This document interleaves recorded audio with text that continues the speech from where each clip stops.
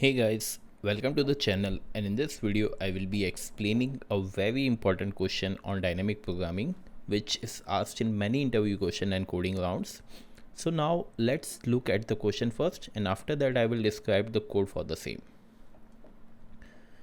Let's say if we have given this array of integers, then what we need to find is we need to find the minimum number of jumps required to reach the end of this array.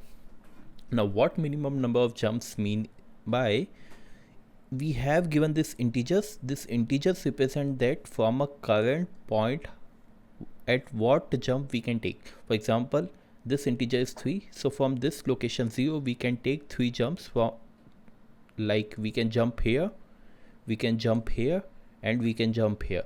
So we can take these 3 jumps because this 3 represent that only. Likewise, this 2 represent that we from this location index 4 we can take 2 jumps. We can jump to either 5th location or we can jump to either 6th location, and so on.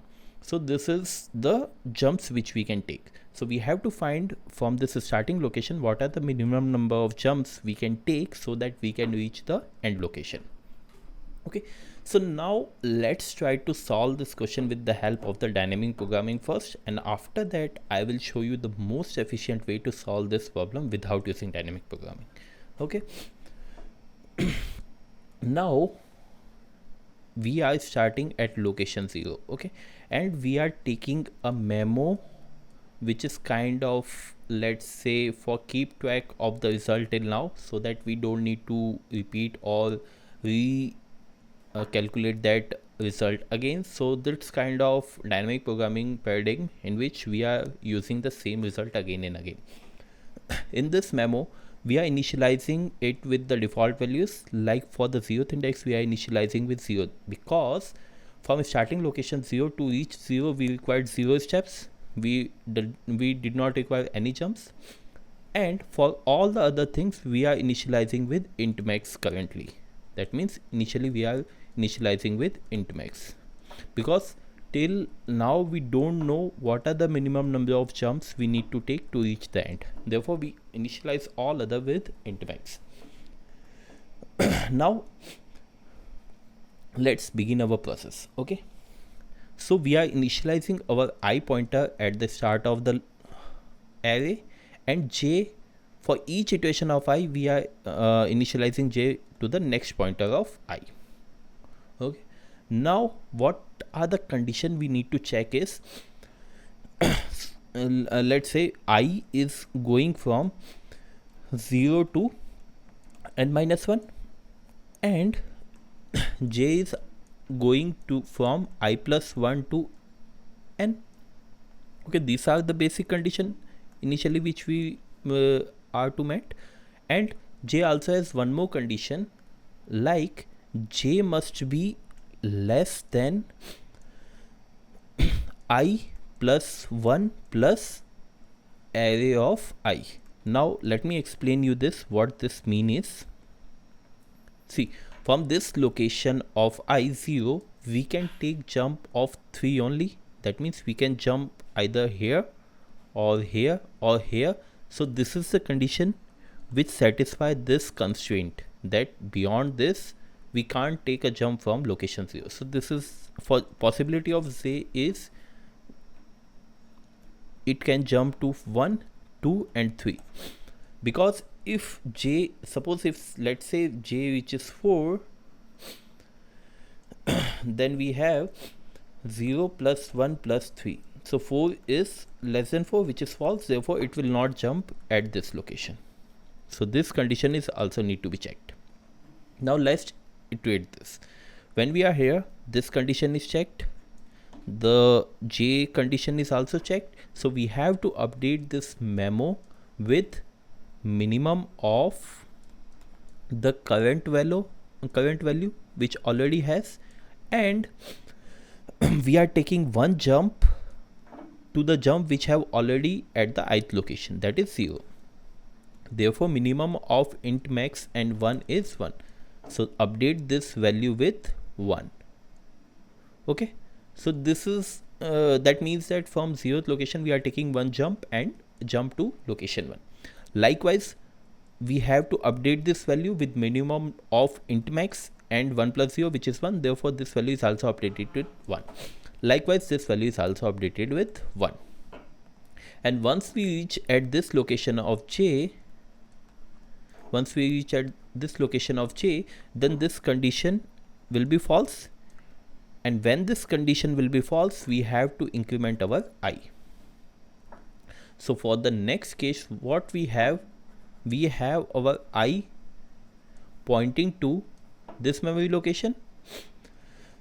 And as I told, j is always initialized with the next location where I is pointing to. So therefore, j is pointing to this location.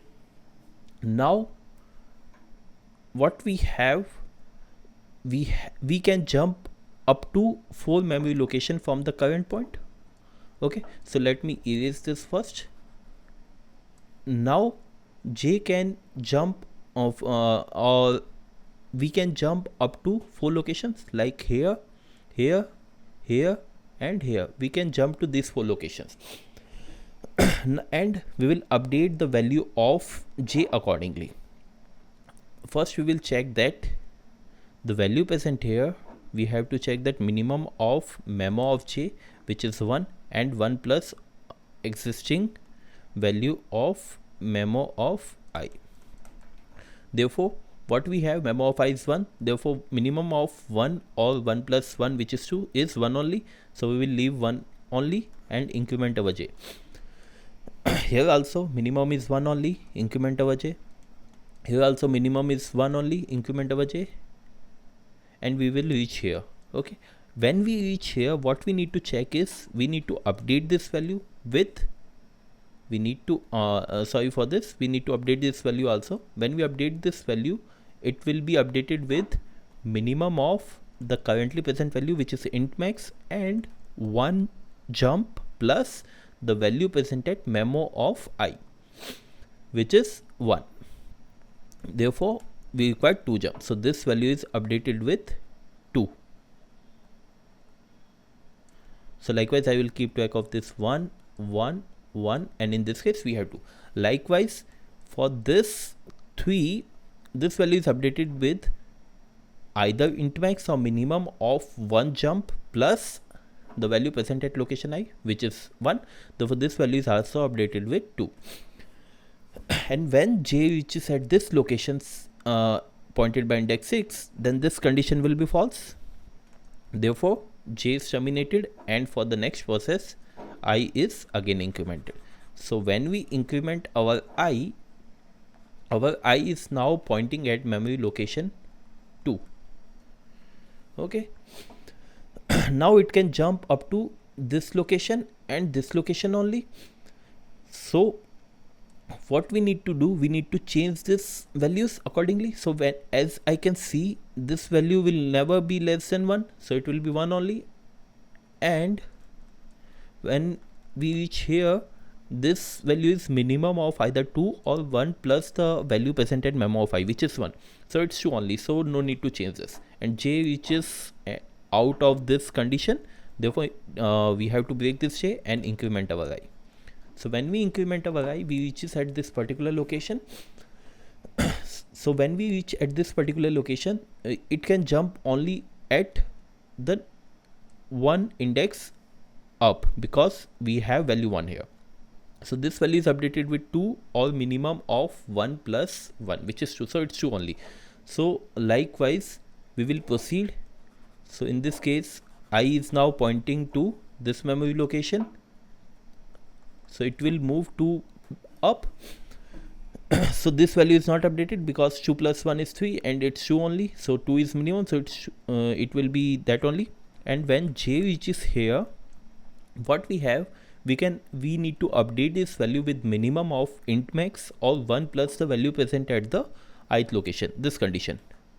So it will be updated with value 3.